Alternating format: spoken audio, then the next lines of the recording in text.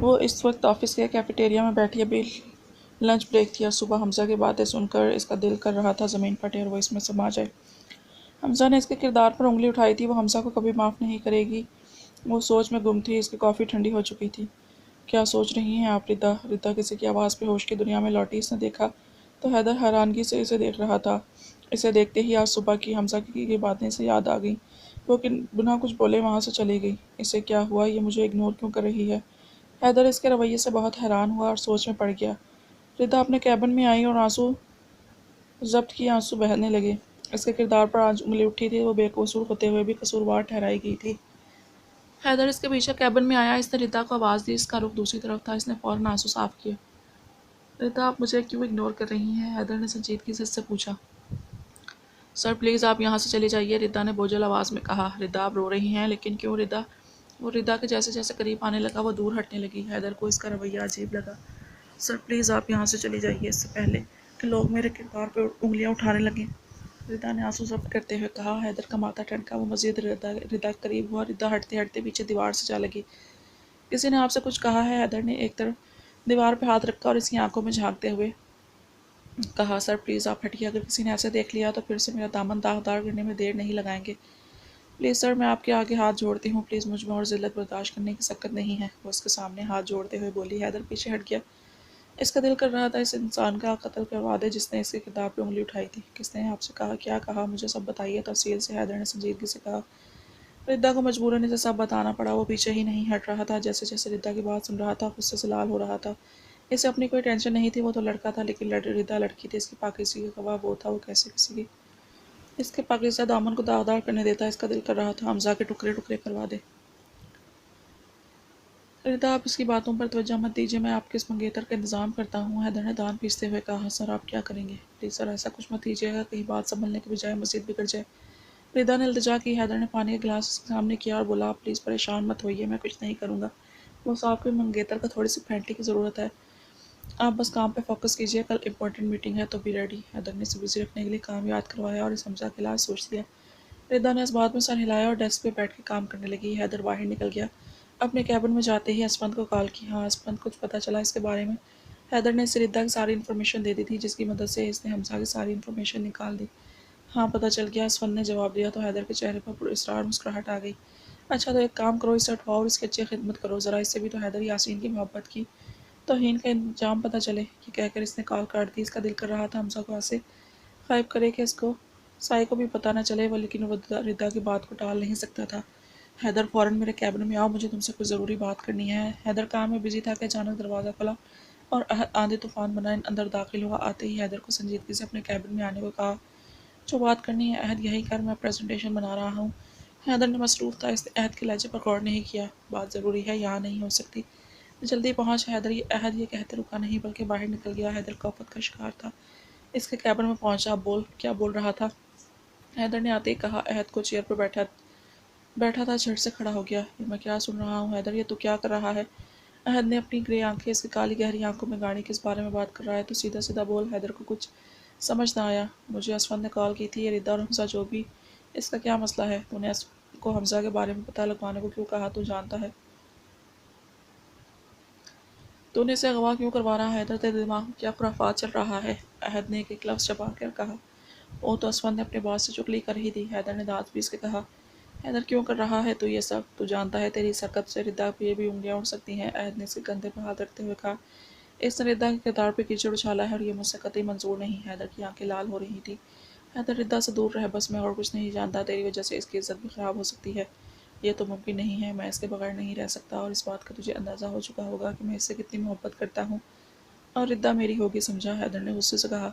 तो अहद को तो पहले से ही अंदाज़ा था, क्योंकि हर वक्त रिद्दा के आसपास भटकता रहता था, इसके पास जाने के मौके तलाश करता था। तो मेरी छोड़, मैं तो शुरू से ही ऐसा हूँ, हैदर ने शरारत से कहा।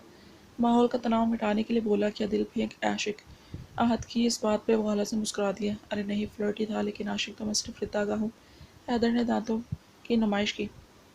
हैदर, वो किसी और की मंगेतर है, भूल जा इसे, ये नहीं हो सकता, मुझे पहली बार किसी से इतनी शदीद मोहब्बत हो गई है और तू मुझे भूलने को कह रहा है। वेरी बैड, हैदर ने खोए के अंदाज में कहा। तू मेरी छोड़, अपनी बता। रिदा की बहन पे बड़ी करम नवाजियाँ हो रही थी तेरी, कहाँ तो लड़कियों को मुँह नहीं लगाता और कल पूरा दिन हॉस्टल में रहा, लगता है मेरा यार भी मोहब्बत के जहर का कैदी बन गया। हैदर ने मुस्कुराते हुए हाथ की टांग खींची।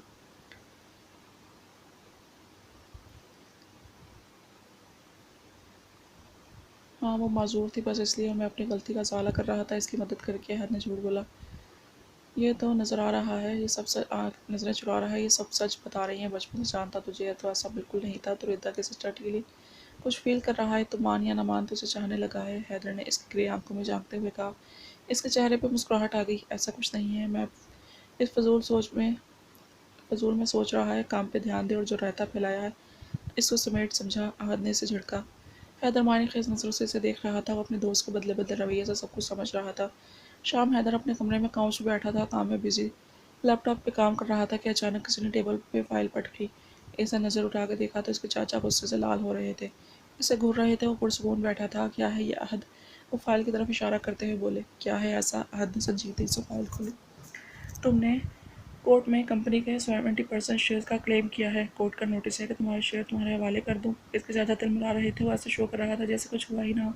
मुझे तो पहले से ही पता था ये आस्तीन का सांप है जिसे हम पाल तो रहे हैं, लेकिन कल हमें ही डसेगा। चाची जो चाचा के साथ ही थी, नफरत से मंकारी। अहदन की बात पर मुस्कुराने लगा। इसकी ग्रे आंखों में चाचा ने अपने लिए वाज़ेह बेमुरवती देख सकते थे। चाचू, आपको मैं कब से कह रहा था कि मुझे दे दीजिए, लेकिन आपके दुकानों पे जूं तक ना देंगी।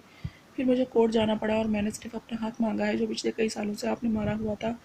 इसमें गलत क्या है चाचा जान? अहद ने तहम्मुल से इन्हें आग में झोंक दिया। और चाची, मैं कोई सांप नहीं हूँ। आपकी इन्फॉर्मेशन के लिए बता दूँ, आपने मुझे, मेरी दौलत ने आपको पाला है, तो अब मेरा हक चाहिए। अहद ने खड़े होते हुए कहा। और चाची चाचा पाँव पटकते निकल गए। पीछे अहद गर्दन अकड़ा कर रह गया। ये तो सिर्फ शुरुआत है, गेम तो अभी बाकी है मेरे सो कॉल्ड चाचा जान। वो एक क्लब्स जब आकर पुरस्कार सा मुस्कुराया। इनका तो कुछ करना ही पड़ेगा। अशफाक साहब कमरे में आते ही दाड़े इनकी बेगम पीछे आई। हमें कुछ इस तरह का करना होगा जिससे सांप भी मर जाए और लाठी भी ना टूटे। इसकी चालाक चाची शैतानी दिमाग वाली थी। इनकी दिमाग में कुछ तो चल रहा था। रिजा, तुम सच में हारिस की शादी में जाना चाहती हो? रिजा तैयार हो रही थी। आज हारिस की शादी थी। रिदा जानती थी कि रिजा को बहुत तकलीफ में है, लेकिन अपनी अम्मी के साथ वो भी जाने की जिद कर रही थी। रिदा निकसित से तैयार थी। इसने रिजा से पूछा तो वो बोली, आप ही हारिस मेरा कज़न भी है, इसकी शादी मैं क्यों छोड़ूंगी? और वैसे भी बुप्पो ने मुझे ख़ास तौर पर दावत दी है, तो कैसे ना जाऊँ? भले ही मैं इसकी मौलवी साहब का मंगेतर हूँ, लेकिन इसकी खुशी में शरीक होना तो बनता है। और मैं इन सबको ये बताना चाहती हूँ कि रिजा को ऐसे बेमुरवत लोगों की बातों से कोई फ़र्क नहीं पड़ता। रिजा अब मजबूत है। इसने हवा के सुपुर्द सांस किया। अम्मी और रिदा बार बार पूछ रही थी कि वो इसकी तकलीफ का अंदाज़ा लगा सकती थी। आज हारिस की शादी थी। रिजा का मंगेतर साहब का वो भी जा रही थी। रिदा के साथ हमजा वाले वाक़े को हफ्ता हो चुका था। कुछ दिन पहले हमजा ने फ़ोन करके अपनी बातों और रवैये की माफ़ी मांगी थी। रिदा ने इसे माफ़ कर दिया था। रिजा, अम्मी और विशान शादी के फंक्शन में पहुंच चुके थे। रिजा पीच कलर के लॉन्ग फ्रॉक में बालों का जोड़ा बनाए, हल्का सा मेकअप, नाक में चमकती लॉन्ग और ज्वेलरी में बहुत खूबसूरत लग रही थी। रिदा ने ग्रीन कलर का फ्रॉक पहन रखा था, वो भी काफ़ी प्यारी लग रही थी। रुशान ने रिजा का हाथ थाम रखा था। वो चल तो रही थी, लेकिन इसका दिल कर रहा था दाने मार मार कर रोए। इसे बहुत अजीब लग रहा था, लेकिन अब आ तो गई थी तो बर्दाश्त तो करना ही थी। अहद, वैसे हारिस खुर्शीद के साथ डील हमें काफ़ी प्रॉफिट देगी। हैदर अभी ड्राइव कर रहा था। वो भी निकसिक से तैयार थे। लग रहा था शादी में जा रहे हैं। हाँ, इसलिए तो इसकी शादी में जा रहे हैं, वरना मुझे ऐसे फंक्शंस बिल्कुल पसंद नहीं। अहद ने बेजारी से कहा। इसने गले ग्रे कलर का थ्री पीस पहन रखा था। हमेशा की तरह काफ़ी हैंडसम लग रहा था। हैदर ने सर हिलाया। वो दोनों हॉल में पहुंच गए थे। अहद और हैदर हॉल में दाखिल हुए। इनका इस्तकबाल खुर्शीद साहब ने किया। अहद और हैदर हारिस को मुबारकबाद देकर कुछ बिजनेस फ्रेंड्स के साथ एक टेबल पर बैठ गया, तो अहद की नज़र एक जगह टिक गई। वही चमकीली लॉन्ग, वही ब्राउन आंखें। इसे यकीन ही नहीं आ रहा था कि इसे इतनी जल्द दोबारा मिलेगी। सामने रिजा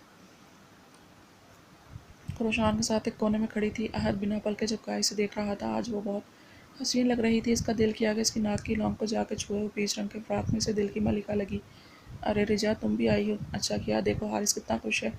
रिदा और रामीन शायद हारिस को मुबारकबाद देने गई थी। रिजा की तो हिम्मत ही नहीं हो रही थी वो इसके सामने जाए। वो खुद पर जब्त किए हुए थी। रोशान इसी के पास था। रोशान इसे लेकर एक टेबल पर बैठ गया। वो इधर उधर की बातें करके इसे बहलाने की कोशिश कर रहा था कि अचानक वहाँ से कहीं से वो फ़ायज़ा भी आ गई। इन्हें तो रिजा ज़्यादा पसंद भी नहीं थी, लेकिन अपने बेटे की खुशी के लिए इसे अपनाने को तैयार थी। लेकिन फिर रिजा की माजूरी ने इन्हें मौका दे दिया कि रिश्ता तोड़ दे। सो उन्होंने ऐसा ही किया, और इसे बहुत बुरा भला कहा जो वो हमेशा करती आई थी। अभी भी इसे और तकलीफ देने आई थी। रिजा इनकी बात सुन के फीका सा मुस्कुराई। इसका हाल क्या हो रहा था यह सिर्फ वही जानती थी। पप्पू ने आते ही अपनी कड़वी जुबान के तेवर दिखाया। वो जानती थी वो इसे नीचे दिखाएंगी। अरे मैं तो भूल गई, तुम तो अंधी हो, तो तुम कैसे मेरे बेटे की खुशी हुई देख सकती हो? शुक्र है तुम जैसी मनहूस से इसकी जान छूटी। वरना मेरे भाई की तरह तुम भी हारिस को खा जाती। पुप्पो की बात रिजा के सीने में किसी तीर की तरह लगी। पुप्पो की बात पे वो एकदम कुर्सी से उठी और आंसू जब्त करने की खुशी में हल्कान होते हुए बोली, पुप्पो आप ये क्या बोल रही हैं? इसकी ज़ुबान से टूटे फूटे अल्फाज अदा हुए। पुप्पो इसे नफरत से देख रही थी। रिजा को इनके लहजे में नफरत साफ महसूस हुई। वो आपका कोई हक नहीं बनता मेरी आप ही से ऐसे बात करने का, रोशान ने गुस्से से पुप्पो से कहा। रोशान मेरे बच्चे, मैं सच कह रही हूँ, ये तो है ही मनहूस। हो तो अल्लाह का शुक्र है मेरा हारिस इसकी मनहूसियत से बच गया। और रोशान से बहुत प्यार करती थी, बस इन्हें पता नहीं रिजा से क्या दुश्मनी थी। उन्होंने मोहब्बत से रोशान को समझाने की कोशिश की। पप्पा प्लीज़ ऐसा मत कहिए, इस दिन जो हुआ इसमें मेरा कसूर क्या? कसूर था? वो तो एक एक्सीडेंट था। आप बार बार मुझे गुनहगार ठहरा रही हैं। रिजा के नैन भीगने लगे थे। एक आंसू इसका साठ से फिसल गया। इसे पता था कि वो यहाँ आएगी तो बातें सुनने को मिलेंगी। अपनी पप्पा से प्यार बहुत करती थी, वो कड़वी बातों को बर्दाश्त कर लेती थी। बस अब हर बार की तरह ड्रामेबाजी शुरू हो गई है तुम्हारी। फ़ायज़ा ने दाँत पीस के कहा, पप्पो प्लीज़ बस कर दीजिए, दावत दे के बुलाया है और अब बेइज्जती कर रही हैं।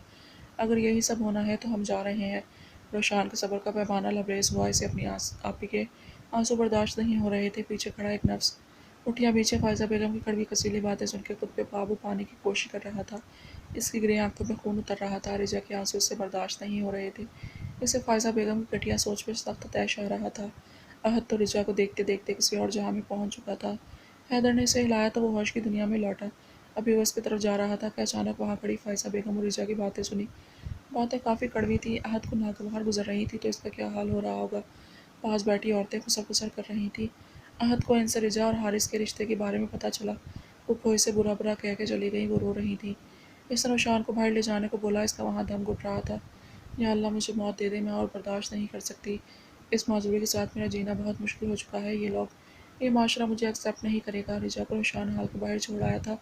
इसका दम घुट रहा था। इसके आंसू तो थम चुके थे लेकिन फूफो की बातों ने इसे बहुत तकलीफ दी थी। फूफो तो मौका तलाश करती थी इसे नीचा दिखाने का। आज भरी महफिल में उन्होंने रिजा की तजलील की थी और हारिस भी ऐसे बातें कर रहा था जैसे वो कोई अछूत हो। अब भी रोशान इसे वहाँ एक बेंच पर बिठा गया। बार बार खुद को संभालने की कोशिश कर रही थी कि बार बार पप्पो की बातें याद आ रही थी। इसके आंसू टूटकर ज़मीन में जज्ब हो गए। वो टूटे दिल से अपने रब से शिकवा कर रही थी। हाथ पीछे खड़ा सब सुन रहा था। जब से इसे पता चला था कि फ़ायज़ा बेगम और हारिस ने इसके साथ किया, इसके तन बदन में आग लग चुकी थी। वो सुलग रहा था। ज़र्फ़ बड़ा करके मैं इस इंसान की शादी में आई जिसको मैंने सबसे ज़्यादा चाहा, लेकिन इस इंसान ने 2 पल में ही मेरी मोहब्बत को 2 कौड़ी का कर दिया। वो इंसान क्या साथ देता तेरा रिजा जिसका कोई दीन ईमान ही नहीं है। रोते रोते खुद से मुखातिब थी। पीछे खड़ा अहद ने अजियत से आंखें मूंदी। रिजा की बातें इसे बहुत दर्द दे रही थी, पता नहीं क्यों, लेकिन इसका दिल कर रहा था वो इसे सीने से लगा ले, इसके हर एक दर्द को खुशियों में बदल दे। रिजा को पता ही नहीं चला। अहद बेंच के पीछे खड़ा सब सुन रहा है। वो तो अंदर का दर्द आंसू के ज़रिए निकाल रही थी। अल्लाह जी, क्या मुझे कभी मेरी भी कोई इस मेरी कमज़ोरी समेत चाहेगा, या ज़िल्लत या तकलीफ़ जो सारी ज़िंदगी मेरे नसीब में लिख दी जाएगी। कभी कभी दिल करता है खुद को ख़त्म कर लूँ। फिर अम्मी, रुशान और रिदापी के बारे में सोचती हूँ कि वो तो मुझसे बग़ैर किसी गर्ज़ के मोहब्बत करते हैं। रिजा रोते रोते बार बार मौत मांग रही थी। वो अपना सारा दुख निकाल रही थी। अहद की ग्रे आंखों में बहुत गुस्सा था। इसकी तकलीफ़ पता नहीं क्यों इसे बेचैन कर रही थी। अहद रिजा में खोया था कि अचानक फ़ोन बजा। फ़ोन की रिंग से रिजा एकदम चौंकी और खड़ी हो गई। कौन है यहाँ? रिजा ने डर पे काबू पाते हुए पूछा। अहद ने फ़ौरन अपना फ़ोन बंद किया। देखिए, आप जो कोई भी हैं प्लीज़ मेरे पास मत आइएगा। अहद इसकी तरफ बढ़ रहा था। वो लड़खड़ाते लहजे में इसे तनबीह कर रही थी। वो जैसे जैसे आगे बढ़ रहा था वो पीछे जा रही थी। रिजा भारी कदमों की आवाज़ बआसानी सुन सकती थी। जैसे जैसे वो करीब आ रहा था इसकी टांगों से सांस निकल रहा था। घुटनों की आवाज़ से ये बात वाज़ेह थी कि वो मरता। अहद हल्की सी मुस्कुराहट लिए इसकी तरफ बढ़ रहा था। इसकी शौक नज़रें बस रिजा की लॉन्ग पे अटकी थी। रिजा का पाँव इसके फ्राक में अटक गया। वो गिरने ही वाली थी कि अहद ने इसकी कलाई पकड़ ली और इसे झटके से अपनी तरफ खींचा। वो इसके सीने से टकरा गई। रिजा के हाथ इसके सीने पर धरे थर थर काँप रहे थे। वो मुस्कुराते हुए बस इसे देखे जा रहा था। प्लीज़ मुझे छोड़े जाने दें, आपको अल्लाह का वास्ता है। अहद ने इसके आंसू साफ किए और इसकी लॉन्ग को छुआ तो रिजा का जिस्म ठंडा पड़ने लगा। अहद का दिल किया कि होठों से इसकी लौंग को छू ले, लेकिन वह हक इसके पास अभी नहीं था। इसने रिजा को नरमी से छोड़ दिया और चला गया। रिजा बेजान होती टांगों के साथ वहीं खड़ी रही। कोई अजनबी इसके बहुत करीब था। रोशान अम्मी के कहने पर रिजा को लेने आया था। रिजा इस जगह पर जम गई थी। वो सोच रही थी कि वो कौन था। आप ही? रोशान ने आवाज़ दी तो वो होश की दुनिया में लौटी। जी रोशान, चलें, आपकी अम्मी आपको अंदर बुला रही हैं। रोशान ने रिजा का हाथ थामते हुए कहा। हाँ रोशान चलो। रिजा ने सारी बात खुद तक रखी। वो किसी को बताना नहीं चाहती थी, लेकिन हैरान भी बहुत थी कि आखिर वो हो कौन सकता है जो बिना कुछ कहे सिर्फ उसकी नाक की लौंग को छू गया था। रिता अपना फ्रॉक संभालने में हलकान हो रही थी। वो बार बार इसके पाँव में अटक रहा था। चलते चलते इसका पाँव अटका। वो लड़खड़ाई के सामने से आते फ़ोन पे बात करते इंसान के ऊपर गिर गई। वो बेचारा अपना अपना संभाल सका और इस समय ज़मीन बॉस हो गया। हैदर को जवेद साहब का फ़ोन आया था। वो इनकी बात पे झंझलाया हुआ था कि अचानक सामने से आती लड़की इस पे गिरी। वो लड़की कोई और नहीं रिता थी। हैदर बहुत हैरान था और खुशबू के बार बार किस्मत दोनों को मिलाती थी। रिता के लंबे घने बाल ज़मीन पर बिखरे थे और इसे ऐसे तैयार देख वो तो हैदर दीवाना ही हो गया। सर आप यहाँ। रिता इसे देखकर फ़ौरन खड़ी हो गई। इसे हैदर को देखकर काफ़ी हैरानगी हो रही थी। यही तो मेरा सवाल है मिस रिता, आप यहाँ कैसे? इसने रिता को ऊपर से नीचे तक देखा और सवाल का जवाब देने के बजाय सवाल कर दिया। सर एक्चुअली शादी मेरे कज़न की है, फूफा के बेटे की। रिता ने इसे जवाब दिया। इसका मतलब हारिस खुर्शीद आपका कज़न है? इसकी हैरानगी की कोई इंतहा नहीं थी। यस सर, आप यहाँ? इसने पूछा। वो इनकी कंपनी से हमारा कॉन्ट्रैक्ट हुआ है तो इसलिए आए हैं। अहद भी आया है। सर भी आए हैं। कहाँ है? रिदा ने आज से पूछा। वो यहीं कहीं होगा। वैसे रिदा आपसे एक बात पूछूं? हैदर ने तहमीद बांधी। जी सर। रिदा ने सादा से जवाब दिया। आपका कज़न इतना बड़ा बिजनेसमैन है तो क्या ये आपका मतलब आप दूसरी जगह नौकरी तलाश कर रही थी? इनकी कंपनी में कर लेती ना। हैदर ने कहा तो फीका सा रिजा फीका सा मुस्कुराई। सर आपको तो पता है अब्बू के जाने के बाद सब जिम्मेदारी मेरे सर आ गई थी। इन सब ने तो मुड़ के भी नहीं देखा कि हम जिंदा हैं या मर गए। बस आज हम यहाँ सिर्फ अब्बू की वजह से, क्योंकि पप्पू अब्बू की इकलौती बहन थी। वो आंसू जब्त करती बोली। हैदर को इसके आंसू बुरे लग रहे थे।